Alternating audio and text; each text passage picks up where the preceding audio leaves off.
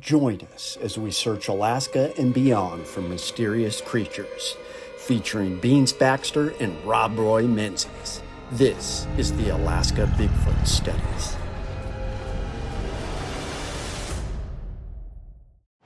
Greetings all, welcome to the Alaska Bigfoot Studies. I am your host, Chook. Welcome. I am at Honolulu, Waikiki Beach. First time I've been here other than at the airport. Having a blast, really interesting. I'm actually going to do a little Bigfoot research / expedition for you next Sunday, but had a really interesting turn of events come up from our southwestern shapeshifter video, and it brought up some other stuff. So really fascinating. First of all, let's just recap my interview with my buddy Matthew. So here's Matt's interview in Thailand. Can't wait to go back, by the way. So this is again in Durango, Colorado, and I'm from a small town to the west called Mancos. And again, with the same girlfriend that I had at the time, I would take her to go visit her grandma during the weekends while I worked. And so I went to pick her up, and then we decided that, hey, why don't we do a little camping? Because I always kept a sleeping bag in my SUV. And so, well, yeah, we'll go up to the national park there. And so we drove up there. It was the middle of winter. It was quite cold, January, February-ish. And so we pulled over and we parked. And if you guys are in a cold environment, you're gonna know that as you stay in a cold car, then the insides frost up eventually, right? Yeah. And so as I was laying there, I'd rolled over on my key fob and locked the door from the inside. And I'm drifting off to sleep, and I hear something hit the top of my SUV, like a pebble or something being thrown at it. It's really strange. And it woke my girlfriend up, and she was, what was that? I don't really know, maybe something falling out of the tree. And I got to thinking, there's no trees here. It was just open air above us. Yeah. And then I hear it again, a little tick. And then I hear in the snow, we had about half an inch of snow, one stealthy foot crunch. Oh my God. And then she starts screaming, oh my God, there it is. And I'm like, what? And she points at the window and she's like, it's looking at us right there. I didn't see anything because I was looking at her. She's like, it's right there, it's huge.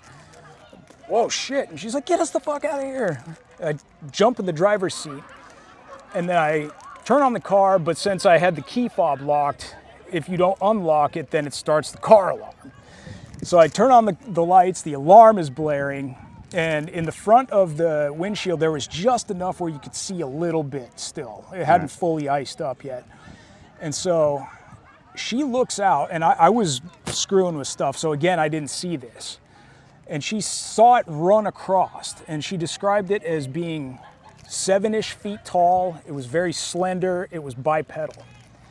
And so I didn't see any of this. I kind of assumed she was sort of crazy, you know, who knows. We drove back home.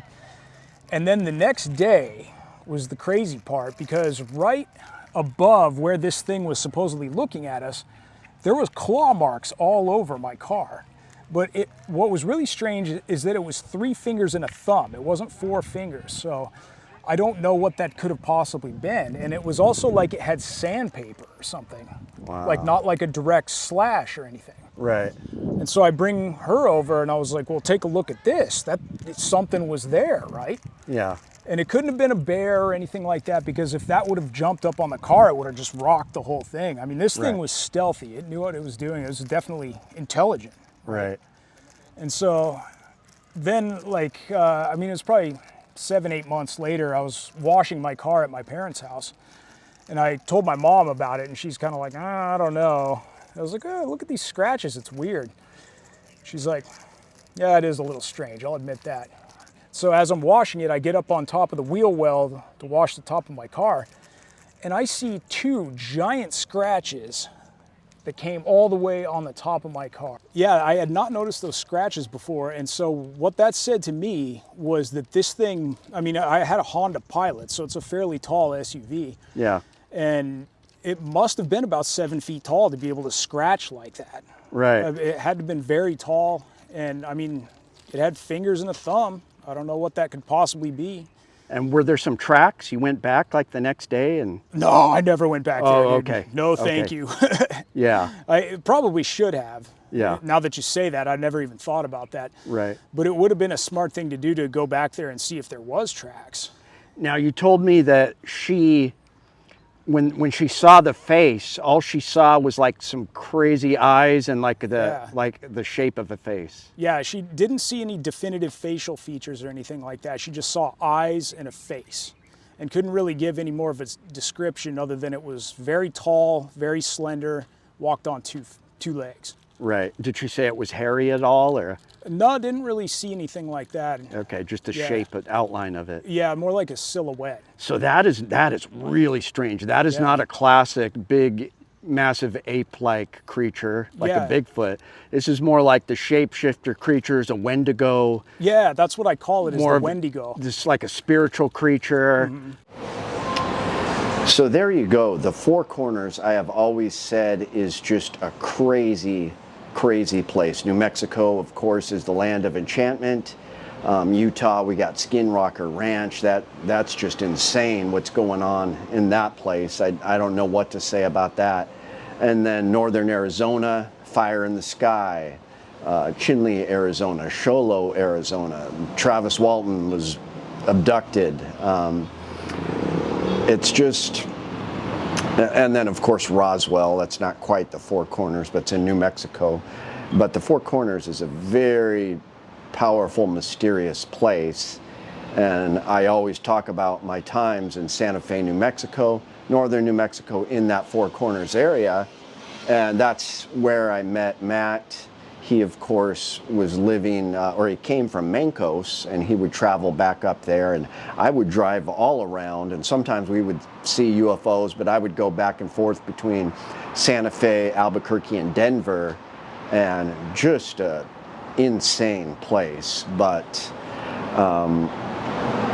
so we heard Matt's interview, and then something really interesting came up, and I just want to read these comments. So Mike Morris, 64, commented, I have lived in Mancos for 10 years and worked as a cop for 5 years. So I love it when we have law enforcement like Beans Baxter believing in this kind of stuff, corroborating it, giving examples.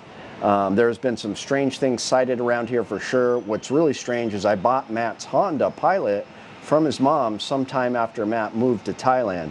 Unfortunately, my wife wrecked it a few years ago.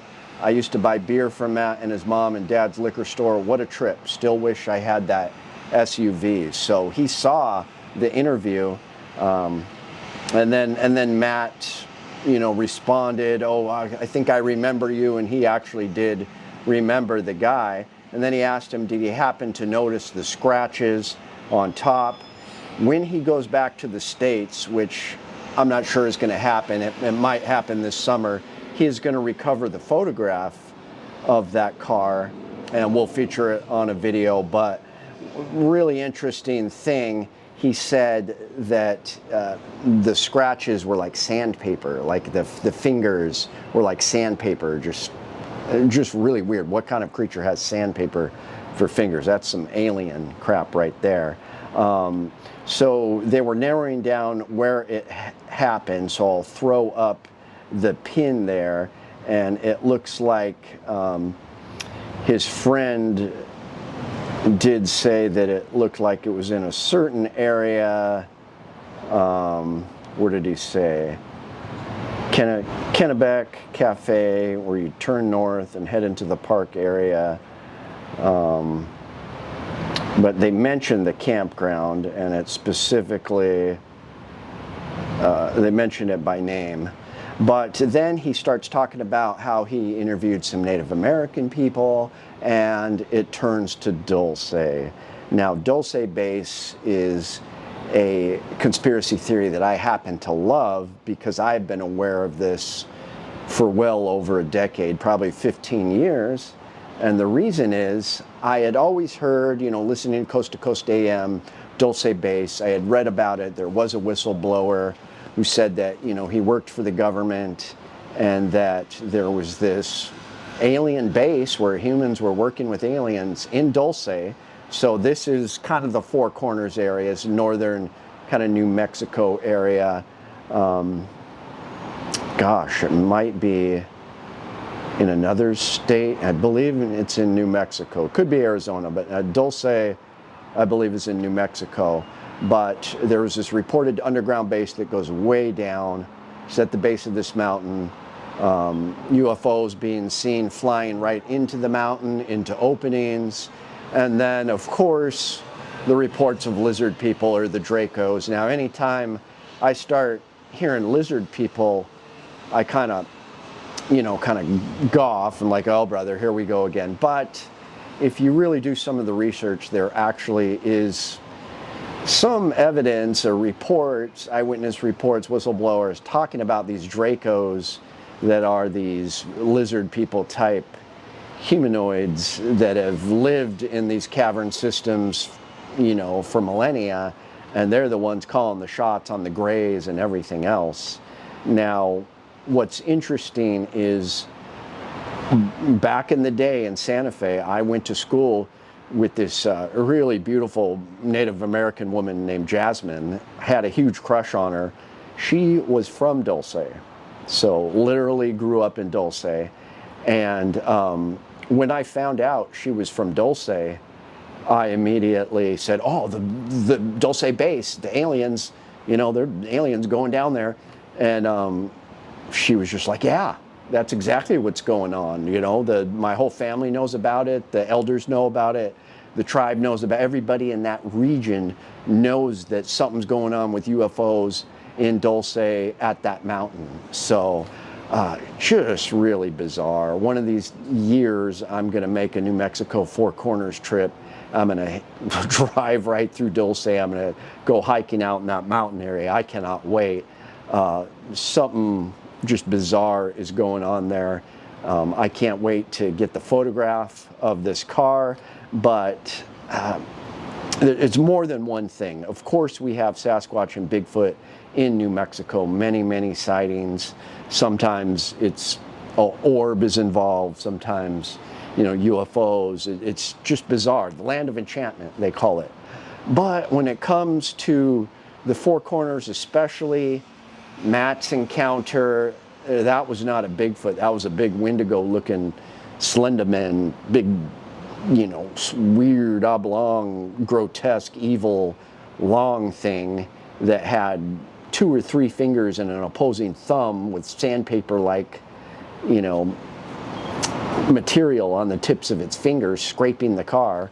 That was not a Bigfoot. That was, I believe, some kind of shapeshifter.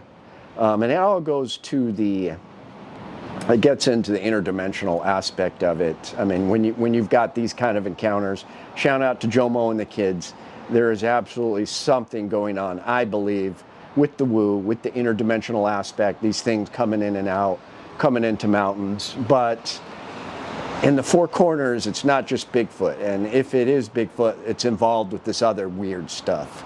So there's a handful of different beings.